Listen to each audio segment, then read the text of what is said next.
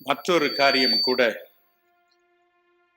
முகத்தில் முக அழகை கெடுத்து ரூபத்தை கெடுத்து வேதனைப்படுத்துகிறது. நீதிமொழிகள் 15:13 வாசிக்க கேட்போமா? நீதிமொழிகள் 15:13. மனமகிழ்ச்சி முகமலர்ச்சியை தரும், மனோ துக்கத்தினாலே ஆவி முறிந்து போம். மன துக்கத்தினாலே ஆவி முறிந்து போகும், முக ரூபம் மாறி போகும். நெகேமியா 2:1-2 வசனங்களை வாசித்து பாருங்க. நெகேமியா ஒரு அரசனுக்கு பானபாத்திரக்காரனா இருக்கிறான். ஒரு நாளும் அவன் ராஜ சமூகத்தில் துக்கமாய் இருந்ததே இல்லை. ஆனால் ஒரு நாள் முகம் வாடி இருந்தது. உடனே ராஜா கேட்கிறான், நெகேமியா, உன் முகம் ஏன் இப்படி துக்கமாய் இருக்கிறது? ஏன் வாடி போயிருக்கிறது? இது உன் மனோ துக்கமே அன்றி வேறல்ல என்று கண்டுபிடித்து விட்டான். மனோ துக்கத்தினால் இருதயம் வாடி போ. யோபுவின் நண்பர்கள் அவன் உரு தெரியாமல் இருப்பதை கண்டு வியந்தார்கள். உண்மைதான், நோய் அவன் தோற்றத்தை மாற்றியது உண்மைதான். வேறொரு காரியம் அவன் மனதை, அவனுடைய முக தோற்றத்தை மாறும்படி செய்தது. கவலை. கவலை. யோபு 30:16 சொன்னான், என் ஆத்துமா என்னில் முறிந்து போயிற்று, என் ஆத்துமா என்னில் முறிந்து போயிற்று. யோபு 34:6 சொன்னான், ஐயோ என் காயம் கொடியது, அது ஆறாது, அது ஆறவே ஆறாது, என் காயம் ஆறவே ஆறாது. கலங்கி நின்றான். மட்டுமல்ல, அவன் சொல்லுகிறான் யோபு 16:16, இரவும் பகலும் அழுகிறதினால் என் கண்கள், என் முகம் அழுக்கடைந்தது, வீங்கி போயிற்று, விகாரமான தோற்றம் அளிக்கிறது, இரவும் பகலும் அழுகை. யோபு 10:17 சொன்னான், ஐயோ எனக்கு போராட்டத்தின் மேல் போராட்டம் வந்திருக்கிறது, நான் என்ன செய்வேன்? யோபு 16:14 சொன்னான், நொறுக்குதலின் மேல் நொறுக்குதல், 1-2. முதலாவது என் ஆடுகள், என் ஒட்டகங்கள், என் கோவேறு கழுதைகள் எல்லாம் மாண்டன. அடுத்து ஐயோ என் 10 குழந்தைகளும் அதே நாளில் மரித்து போனார்கள். ஒன்றன் மீது ஒன்றே, போராட்டத்தின் மேல் போராட்டம், நொறுக்குதலின் மேல் நொறுக்குதல். அவன் சொன்னான், யோபு 6:9 வசனத்தில், தேவன் தம்முடைய கையை நீட்டி என்னை நொறுக்கி போட்டால் நலமாய் இருக்கு. என் 10 பிள்ளைகளை நொறுக்கின அவர் என்னை நொறுக்காமல் விட்டது என்ன? என்னை நொறுக்கி போடும், எனக்கு இந்த வாழ்க்கை வேண்டாம் என்று. யோபு 7:15 பாருங்கள். ஐயோ யாராவது என் கழுத்தில் சுருக்கை மாட்டி என் கழுத்தை இறுக்கி என்னை கொன்றுவிட்டால் எவ்வளவு நலமாய் இருக்கும். என் ஆத்மா மரணத்தை விரும்புகிறது என்றார். கவலை. மனோ துக்கத்தினால் ஆவி முறிந்து போய் என் அருள்நாதர் இயேசு வைப்பார். ஏசாயா 53:4 என்ன சொல்கிறார்? அவர் தாமே நம்முடைய பாடுகளை ஏற்றுக்கொண்டார், நம்முடைய துக்கங்களை சுமந்தார். எல்லா மனிதருடைய பாடுகளையும் எல்லா மனிதருடைய துக்கங்களையும் தன்மேல் மகிழ்ச்சியோடு ஏற்றுக்கொண்டார்.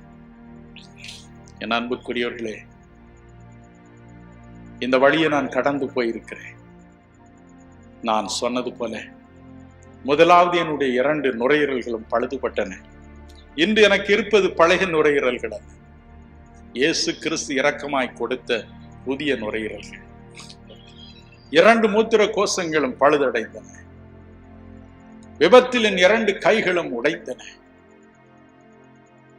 3 ஆண்டுகளுக்கு முன்பு ஏற்பட்ட இருதய நோயினால் 1.5 மணி நேரம் இருதயம் நின்று போயிற்று. ஆஸ்பத்திரியில் நான் வெளியே வரும்பொழுது 2 கால்களும் பழுதுபட்டு விட்டன. என் கண்கள் பழுதுபட்ட கண்கள். ஒவ்வொரு தடவையும் நான் அழுதிருக்கிறேன். நொறுக்குதலின் மேல் நொறுக்குதல், போராட்டத்தின் மேல் போராட்டம். ஆண்டவரே, என்னால் தாங்க முடியவில்லை. எல்லாவற்றிற்கும் சிகரமாக 21/5/86 அன்று என் அன்பு மகள் ஏஞ்சல் இந்த உலகை விட்டு கடந்து போன பொழுது நான் கலங்கி அழுதேன். என் ஆத்மா என்னில் முறிந்து போயிற்று. என் காயம் என்றுமே ஆறாது. ஐயோ மகளே, உனக்கு பதிலாக நான் மரித்திருந்தால் எவ்வளவு நலமாயிருக்கும். ஆண்டவரை பார்த்து சொன்னேன், ஏன் என்னையும் என் மனைவியும் கூட நீர் கொன்று போடவில்லை? நாங்கள் குடும்பமாய் மோட்சம் போயிருக்கிறோம். ஒரு நாள் சாப்பிட உட்கார்ந்த என் மகன் வெளியே போய் திரும்பி வந்தான். அவன் சொன்னான், என் நண்பர்கள் எல்லாரும் வந்தார்கள். ஏஞ்சலுடைய நினைவு கூட்டம் ஒன்றிற்கு ஏற்பாடு செய்ய நான் போயிருந்தேன். எல்லா ஏற்பாடுகளையும் செய்து கொண்டிருந்தேன். அப்பா, என் நண்பர்கள் எல்லாம் வந்தார்கள். அவருடைய தங்கச்சிமார்கள் எல்லாம் கூட வந்தார்கள். என் உள்ளம் தடுமாறியது. ஏன் என் தங்கச்சியை மட்டும் இயேசு எடுத்துக்கொண்டார்? எனக்கு வேறு யாரும் இல்லையே. அடுத்து சொன்னேன், அம்மா, நீங்களும் அன்று இறந்து போயிருந்தால் நான் அனாதையாகி போயிருந்தேன். வார்த்தையின் உள்ளத்தை உடைய செய்தது. இன்னும் இந்த உலகில் வாழ வேண்டியது இருக்கிறது என்று என்னை தேற்றிக்கொண்டேன்.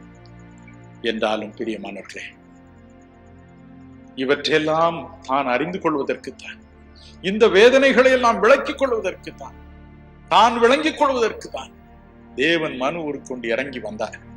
சிலுவையில் அனாதை போல தொங்கினார். அவருடைய ஆத்மாவும் முறிந்து போயிற்று.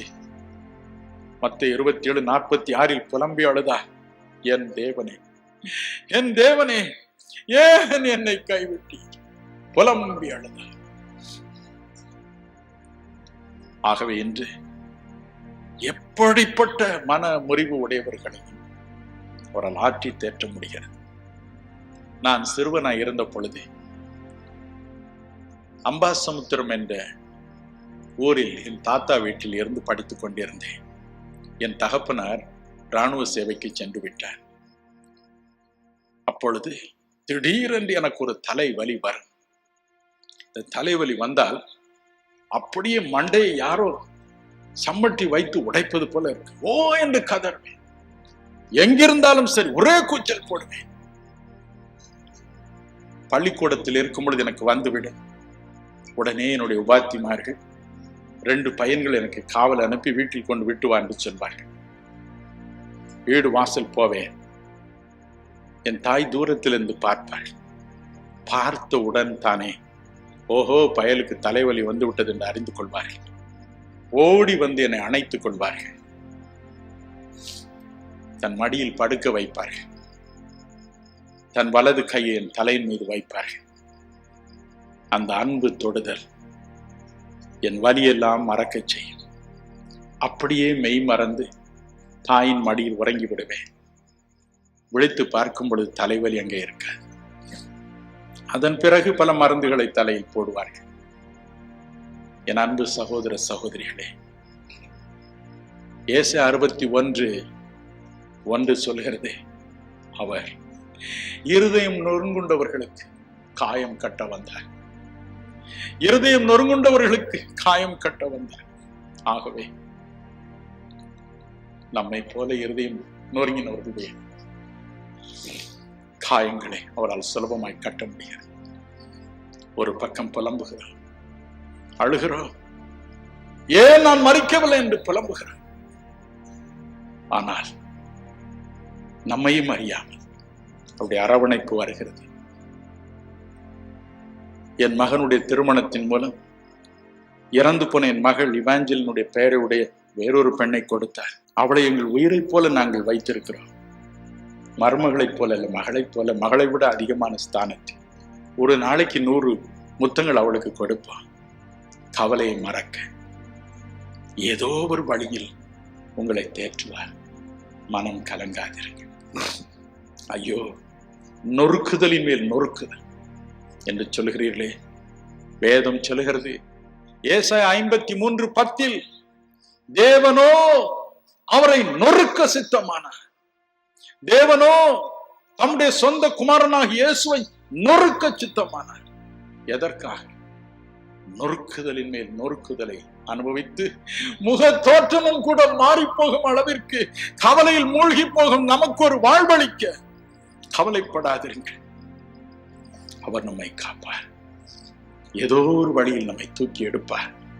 என் தாயின் அன்பு கரம் என் தலைவலியை மறக்கும்படி செய்தது போல ஏதோ விதத்தில் நம்மை அணைப்பார், ஆறுதல் அளிப்பார்.